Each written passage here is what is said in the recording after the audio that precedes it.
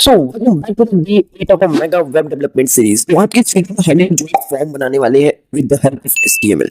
आप लोग को भी ये वीडियो बहुत इंपॉर्टेंट होने वाला है, प्लीज इस वीडियो को एंड तक जरूर से फॉलो करना। इसमें हम लोग बिग एलिमेंट्स के बारे में भी समझेंगे। इसके पहले मैंने आपको इनपुट कंट्रोल एलिमेंट्स के बारे में बताया था, जिसके सारे कॉन्सेप्ट इसी वीडियो में फॉर्म्स बनाने में यूज में आएंगे। तो अगर आप वो वीडियो नहीं देखे हो तो देख लेना, उसकी मदद से आप लोग एक प्रॉपर फॉर्म बना सकते हो। नाउ ये हम लोग स्टार्ट करते हैं और चलते हैं फॉर्म्स वाले स्लाइड पे। सो फॉर्म्स क्या होते हैं भैया, आइए हम लोग बात कर लेते हैं। Forms are used to collect input from user and send it to server processing. They allow user to fill details. मतलब क्या हुआ इसका मतलब, फॉर्म्स जो होते हैं वो बेसिकली यूज में आते हैं किसके लिए, यूजर से इनपुट कलेक्ट करते हैं और वो सर्वर को भेजते हैं। जैसे आप लोग कोई भी लॉगिन फॉर्म देखे होंगे, कोई भी वेबसाइट पे जाते हो तो ऑथेंटिकेटेड यूजर्स के लिए हमें लॉगिन करना पड़ता है, जिससे कि पता चल सके कि ये जो यूजर है वो एक रियल यूजर है, ऑथेंटिकेटेड यूजर है। ठीक है, तो उसके लिए हम लोग अपने डिटेल्स भरते हैं, लाइक ईमेल, पासवर्ड। ठीक है, तो ये सारी जो डिटेल्स हम लोग भरते हैं वो डेवलपर के बैकएंड में जाता है। जो वेबसाइट का बैकएंड होता है, मतलब जो डाटाबेस होता है, उसमें ये जाके स्टोर हो जाता है आपके डेटा। आपको ये सब पता ही होगा। ठीक है, तो आइए हम लोग इसमें बात कर लेते हैं इसके बेसिक स्ट्रक्चर के बारे में, फिर हम लोग चलेंगे फॉर्म बनाने की तरफ।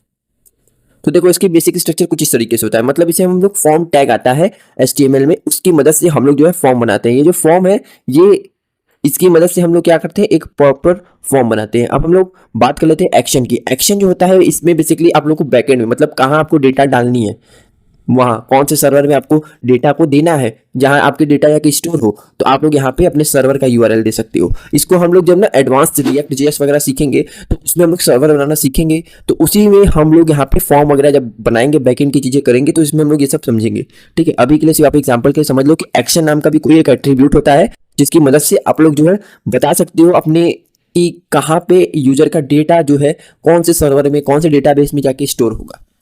मेथड का क्या है, मेथड में देखो दो चीजें होती है, एक गेट होता है, एक पोस्ट होता है। ठीक है, एक गेट होता है, एक पोस्ट होता है। अभी इसके बारे में समझने की जरूरत नहीं है आपको, बस मैं बता देता हूँ। ये मेथड जो है इसमें आपको पोस्ट होता है और ये गेट होता है। ठीक है, ये दो तरीके की होती हैं। अभी के लिए मैं ज़्यादा डीप डाइव इसमें नहीं करूंगा। ये फॉर्म का क्लोजिंग टैग हो गया आपका। इसी के अंदर जो है सारा एलिमेंट्स आते हैं। इसमें आपके दो तरीके के मेनली एलिमेंट्स आते हैं, बताता हूँ कौन कौन सी। पहला होता है फॉर्म्स, जो कि आपको यहाँ पे दिख रहा है, एक्शन, मेथड। अब ये देखो लेबल। लेबल क्या होता है, basically describe each input field for better accessibility. ठीक है, यहाँ पे समझे, मतलब कि ये बेसिकली क्या करता है, आप लोग जैसे ना यहाँ पे एक नेम नहीं आ जाता है इस तरीके से, उस तरीके से यहाँ पे भी आ जाता है। लेबल क्या करता है, बेसिकली डिफाइन करने के लिए, यूजर को बताने के लिए हमें होता है कि भैया अपना नेम डालो, अपना ईमेल डालो, अपना पासवर्ड डालो, अपना जो है यहाँ पे कैप्चा फिल करो। इस तरीके से हम लोग बता सकते हैं। आइए हम लोग एक फुल फ्लेज्ड फॉर्म बनाते हैं और फिर हम लोग यहाँ पे वापस आएंगे।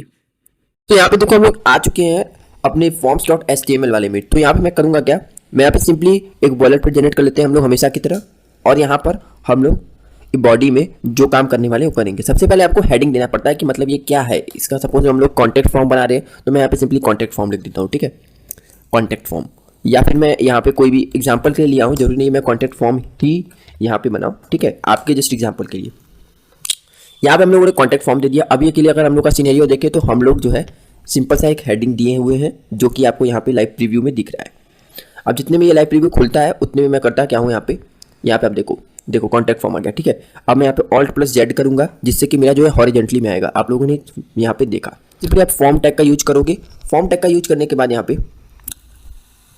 पर FORM फॉर्म, सिंपली फॉर्म में आ गया। ठीक है, अभी हमको सिंपली इसी की नीड है। अब हम लोग यहाँ पे क्या करते हैं, हम लोग यहाँ पे एक लेबल डालेंगे। लेबल क्या करता है अभी आपको पता भी चल जाएगा। यहाँ पे सिंपली मैं लिखूंगा label is equal to name. ठीक है, यहाँ पे फॉर जो है वो एट्रीब्यूट होता है, आपको ये पता होना चाहिए, नेम। अब जैसे मैंने यहाँ पे नेम लिखा और यहाँ पर देखो नेम लिख के मैंने यहाँ पर इसको कैपिटल में कर देता हूँ, नेम। यहाँ पर देखो ये क्या आया, नेम आ गया। आपके बगल में आपको यहाँ पे शो हो रहा होगा। ठीक है, थोड़ा सा ये शो होने में समय ले रहा है। यहाँ पे देखो इनपुट मैंने किया, और अब मैं इनपुट में क्या करूँगा, यहाँ पर मैं type is equal to text रहने दूंगा और अब मैं एक ID दे देता हूँ, ID जो कि मैंने यहाँ पे एक नेम दे देता हूँ। ठीक है, यहाँ पे मैं बेसिकली एक इनपुट फॉर्म बनाने की कोशिश कर रहा हूँ। यहाँ पे देख सकते हो ये टेक्स्ट वाला आ गया। ठीक है, हम लोग एक टेक्स्ट फॉर्म, इसमें यूजर क्या करेगा, अपने नेम को देगा। ठीक है, ओके ठीक है। अब यहाँ पर मैंने नेम लिखा। ठीक है, मैं यहाँ पे फिर डालूंगा नेम इज इक्वल टू, ये सारे एट्रीब्यूट्स होते हैं याद रखना, name is equal to name. अब मैंने name is equal to name दिया और मैं एक प्लेस होल्डर दे देता हूँ। प्लेस होल्डर क्या करता है अभी आपको यहाँ पे वो भी पता चल जाएगा। मैं यहाँ पे लिख देता हूँ enter your name, enter your name. मैं सिंपली यहाँ पे एंटर योर नेम करता हूँ। यहाँ पे देखो जैसे यूज़र आएगा वो अपना सिंपली यहाँ पे इस पर क्लिक करेगा और यहाँ पे जैसे कोई भी टाइप करेगा उसको पता चल जाएगा कि यहाँ पे मुझे नेम डालना है। ठीक है, अब यहाँ पे आप लोगों ने ये काम एक कर लिया। अब उसके बाद यहाँ पर आपको नेक्स्ट जो आपका आता है वहाँ पे आपको BR टैग देना होगा जिससे कि ये जो फॉर्म है नीचे आए। तो मैं यहाँ पे BR और BR कर देता हूँ। BR टैग बेसिकली स्पेसिंग के लिए काम में आता है। ठीक है, और अब हम लोग यहाँ पे एक और ईमेल इनपुट बनाएंगे। तो ईमेल के लिए मैं फिर से लेबल लूँगा और मैं यहाँ पे लिख देता हूँ ईमेल, ईमेल। ठीक है, और अब मैं यहाँ पे ईमेल डाल देता हूँ, ईमेल। यहाँ पर देखो इस तरीके से आप लोग यूज कर पा रहे हो ना। और यहाँ पे सिंपली इनपुट डाल दो, इनपुट। यहाँ पे मैं इनपुट कर दिया और इनपुट इज इक्वल टू मैं ईमेल दे देता हूँ। मैंने ईमेल के बारे में बताया था ना पिछली वीडियो में ही, जब मैं आपको इनपुट टैग के बारे में बताया था इनपुट कंट्रोल एलिमेंट्स में, तो आप लोग वहाँ से इजीली देख सकते हो। तो यहाँ पे मैं प्लेस होल्डर भी एक डाल देता हूँ जिसमें कि मेरा जो है यहाँ पे ईमेल होगा। मैं कहूँगा enter your email, enter your email, enter your email, email. और मैं एक आईडी भी इसको दे देता हूँ जिससे कि इसकी एक यूनिक आइडेंटिटी बनी रहेगी और हम मुझे यहाँ पर ज़्यादा दिक्कतें नहीं होंगी। आईडी इक्वल टू यहाँ पर मैं डाल देता हूँ ईमेल, ईमेल। और ये देखो इस तरीके से। ठीक है, तो ये हो गया इंटर योर ईमेल।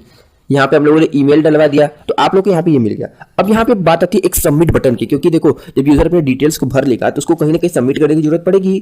तो हम लोग को यहाँ पे सबमिट करवाना पड़ेगा। तो सबमिट बटन हम लोग को देने के लिए यहाँ पे सिंपली क्या करना होगा, एक काम करना होगा। यहाँ पे मैं करता क्या हूँ, मैं बटन का यूज करूंगा, BTN SM, BTN का। यहाँ पे देखो BTN आ रहा है ना, सिंपली BTN लिखोगे बटन हो गया आपका। अब यहाँ पे देखो बटन में मैं टाइप इज इक्वल टू लिखता हूँ, टाइप इज इक्वल टू मैं सिंपली यहाँ पर सबमिट दे देता हूँ, सबमिट, जिससे कि कोई बंदा यहाँ पे सबमिट करेगा, सबमिट। मैंने ये इसके बताया है इसको भी।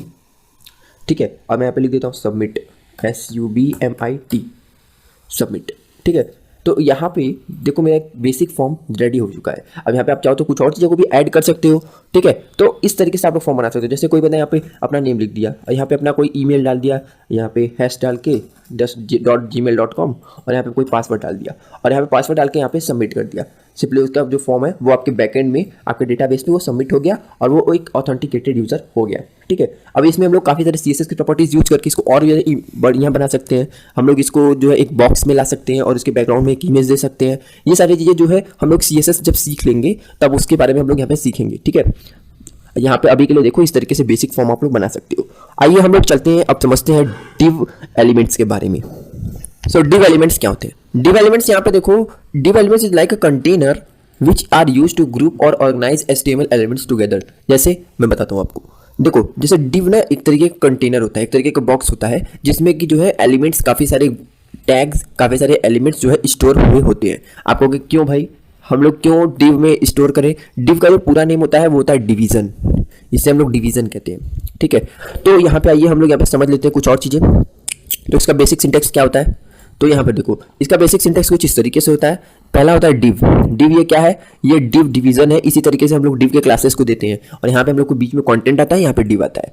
ठीक है, यहाँ पे हम लोग क्यों यूज करते हैं इसको मैंने बता दिया। ग्रुपिंग के लिए यूज करते हैं, स्टाइलिंग के लिए यूज करते हैं और लेआउट के लिए यूज करते हैं। स्टाइलिंग क्या है? मतलब कि आप लोग कुछ यहाँ पे CSS की प्रॉपर्टीज का यूज करके इसे बढ़िया दिखा सकते हो। मैं अभी बताने वाला हूँ प्रैक्टिकल में, डोंट वरी। ठीक है, और यहाँ पे लेआउट मतलब कि हम लोग वेबसाइट के लेआउट को डिजाइन करने के लिए यहाँ पे डिव का यूज करते हैं। और यहाँ पे ग्रुपिंग के लिए तो आपको मैंने बता दिया क्यों ग्रुपिंग के लिए यूज करते हैं, क्योंकि हम लोग को चीज़ों को एक जगह रखना है, एक जगह ऑर्गेनाइज वे में रखना पड़ता है, जिससे कि हम लोग इन फ्यूचर अगर अपडेट देना चाहिए अपनी वेबसाइट में या फिर हम लोग कोई भी अपग्रेडेशन या कोई भी हम लोग यहाँ पे वेबसाइट में चेंजेस ला रहे हैं तो हमें कठिनाई ना हो कि नहीं हम लोग वो एलिमेंट्स उस समय कहाँ दिए थे। ठीक है, आप लोगों को काफ़ी परेशानी हो सकती है, इसीलिए हम लोग यहाँ पे डिव का यूज करते हैं। अब नाउ हम लोग स्टार्ट करते हैं और चलते हैं जल्दी से अपने प्रैक्टिकल्स पे। सो यहाँ पे देख सकते हो मैंने div.html नाम का एक फाइल बना लिया है VS कोड में। और मैं यहाँ पे क्या करता हूँ, देखो हम लोगों ने जो 3 चीज़ें सीखी थी ना, यहाँ पे देखो मैं यहाँ पे थोड़ा सा ऊपर करता हूँ। यहाँ पर देखो ये 3 चीज़ें मैंने ग्रुपिंग और स्टाइलिंग और लेआउट्स के बारे में बताया था। तो हम लोग इन तीनों को एक एक करके देखेंगे। पहले हमारा ग्रुपिंग है, तो मैं यहाँ पे लिखता हूँ डिव एलिमेंट्स। ठीक है, डिव एलिमेंट्स। अब मैं यहाँ पे ग्रुपिंग के एलिमेंट्स को यहाँ पे रखने वाला हूँ। तो यहाँ पे सिंपली क्या करोगे, यहाँ पे अपने बॉडी में आओ और यहाँ पे लिखो H1। H1 क्या होता है? हेडिंग टैग होता है। मैं यहाँ पे सिंपली लिख दिया हूँ डिव ग्रुपिंग। ठीक है, ग्रुपिंग। जिससे कि आपको पता चल सके। मैं चाहता तो कमेंट आउट भी इसे कर सकता था, ठीक है।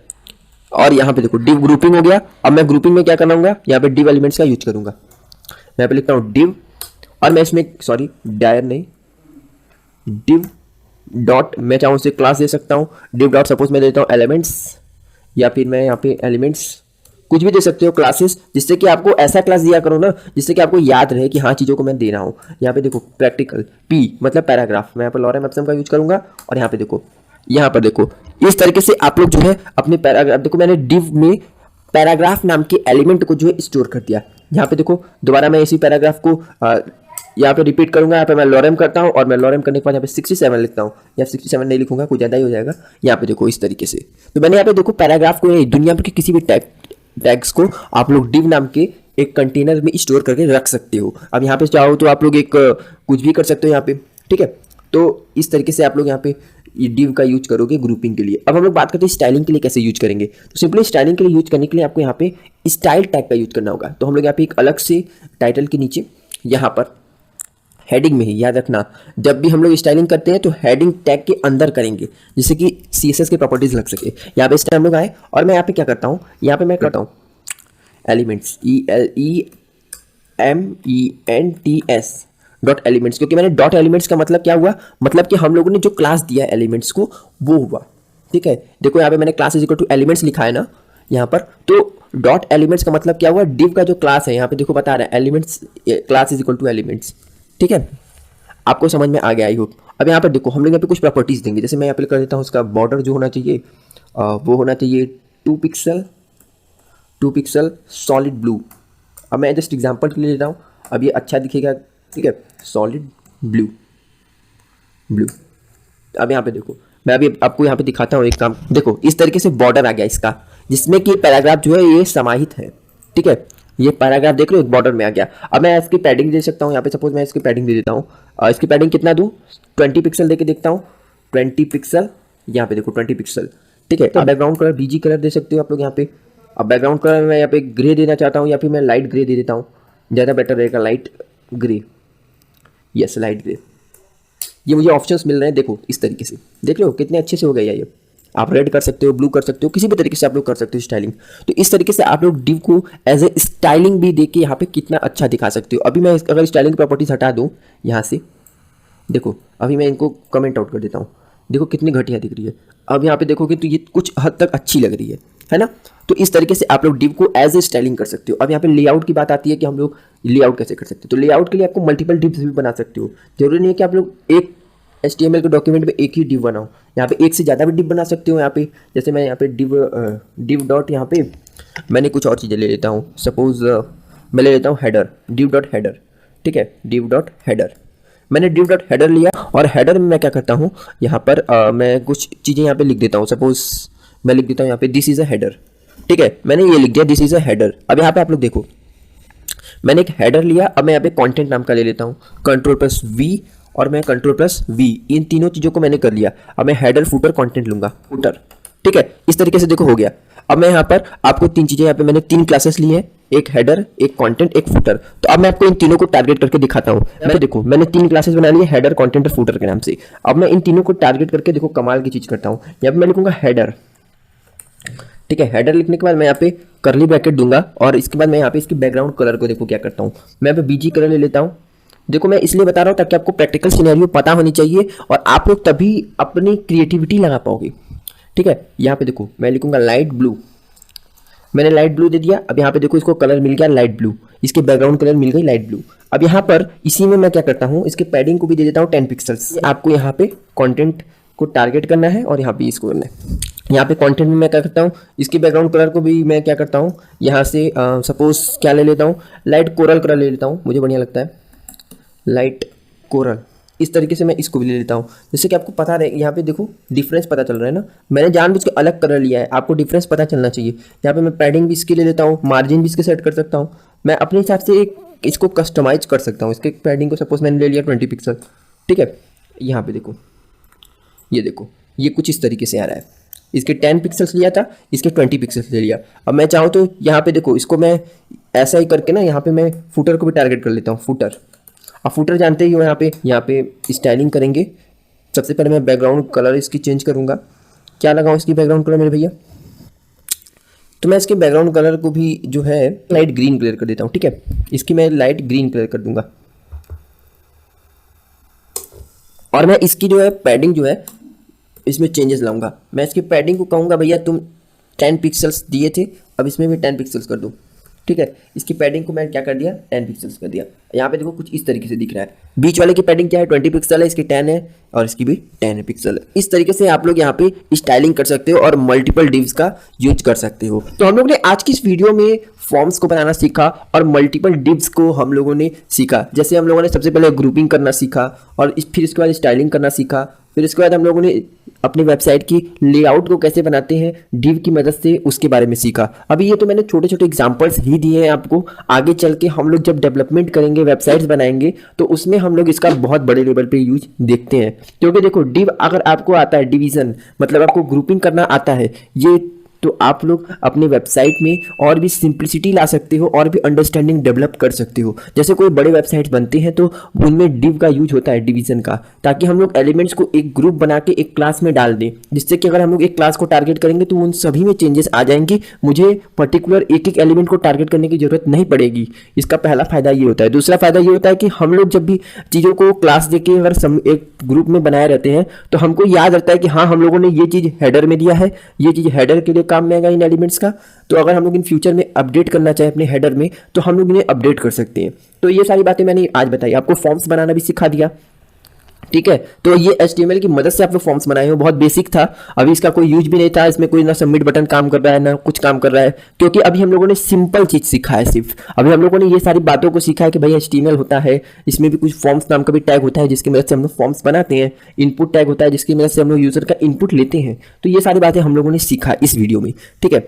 अब हम लोग अगले वीडियो में सीखेंगे यहाँ पे सिलेक्शन टैग का, जिसमें हम लोग काफ़ी सारी चीज़ों को, प्रैक्टिकल्स को देखेंगे और नेविगेशन बार बनाना भी उसी वीडियो में हम लोग सीखने वाले हैं। तो वो वीडियो बहुत इंपॉर्टेंट होने वाला है। और अगर आप लोगों ने अभी तक हमारे मेगा वेब डेवलपमेंट सीरीज का प्लेलिस्ट एक्सेस नहीं किया है तो आप लोग जल्दी से जल्दी से एक्सेस जरूर कर लें, ताकि आपको यहाँ पे कोई भी वीडियो आपसे मिस ना हो। क्योंकि ये मेगा वेब डेवलपमेंट सीरीज में आपको HTML, CSS, जावास्क्रिप्ट और भी काफ़ी सारे बैकएंड के टेक्नोलॉजीज, फ्रंट एंड के टेक्नोलॉजीज मिलने वाली है। और ये पूरा सीरीज अगर आप लोग फॉलो कर लेते हो तो आप लोग एक फुल स्टैक वेब डेवलपर बन जाओगे। तो वीडियो में आपको मज़ा आया होगा। अगर कोई भी क्वेरी मिलती है तो कमेंट सेक्शन में मुझे जरूर से बताना। मिलते हैं दूसरे वीडियो में, तब तक के लिए थैंक्स फॉर वॉचिंग।